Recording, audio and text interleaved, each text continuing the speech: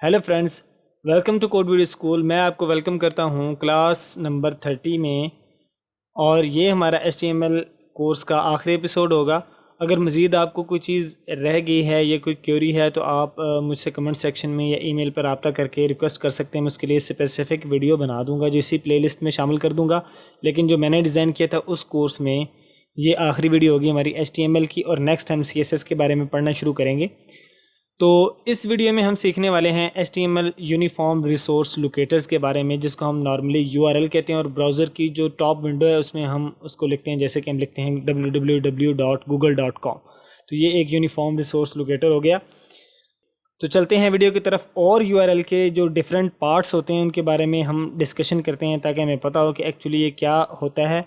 और आने वाली जो वीडियोज़ होंगी जावास्क्रिप्ट की, उसमें हमें ये हेल्प भी करेगा।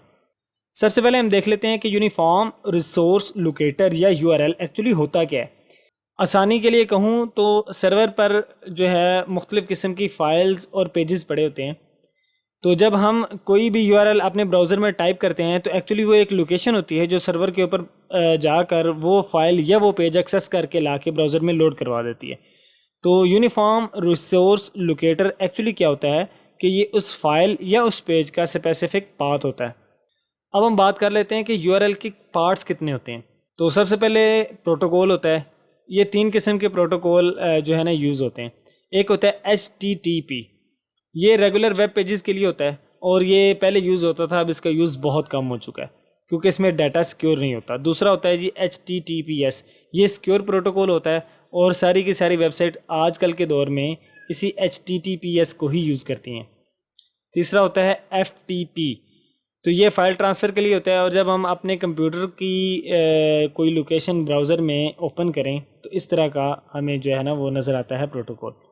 अब आपको एक URL दिखाता हूँ। ये है जी URL http www.example.com। तो यहाँ पे ये जो पार्ट है ये वाला, ये जो है प्रोटोकॉल का पार्ट है।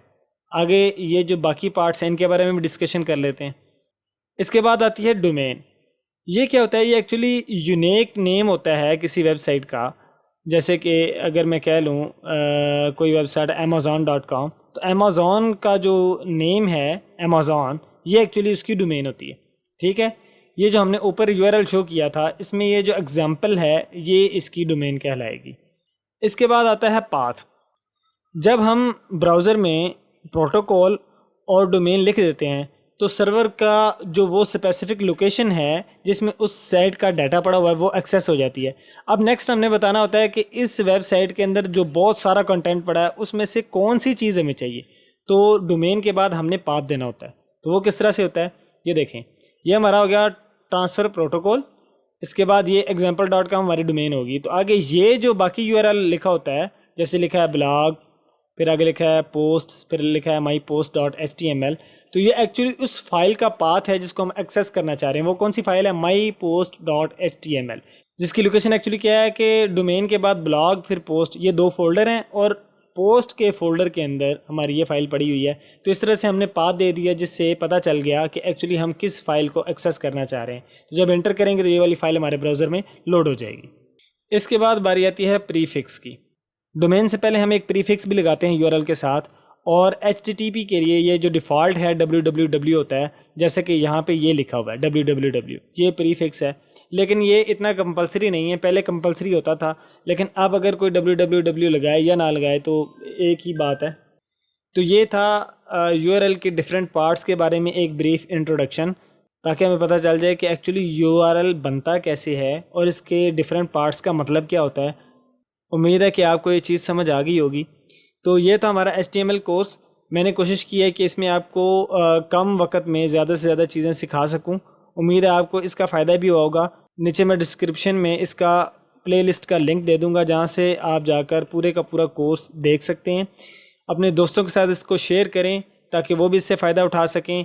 और हमारे चैनल को सब्सक्राइब ज़रूर करें क्योंकि अब मैं नेक्स्ट CSS का कोर्स बनाने वाला हूँ। इसके बाद बूटस्ट्रैप, जावास्क्रिप्ट और दूसरी भी बहुत सारे लैंग्वेजेस के कोर्स बनाऊंगा, जैसे कि रिएक्ट है, फ्रेमवर्क है और इस तरह की काफ़ी सारी चीज़ें।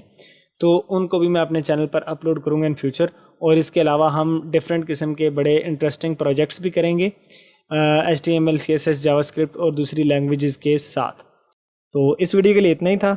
अगर ये वीडियो आपको पसंद आई है तो वीडियो को लाइक और शेयर करें, चैनल को सब्सक्राइब कर लें, क्योंकि इस चैनल पर हम आने वाले वक्तों में बहुत ज़्यादा कंटेंट अपलोड करने वाले हैं। Thank you for watching our video.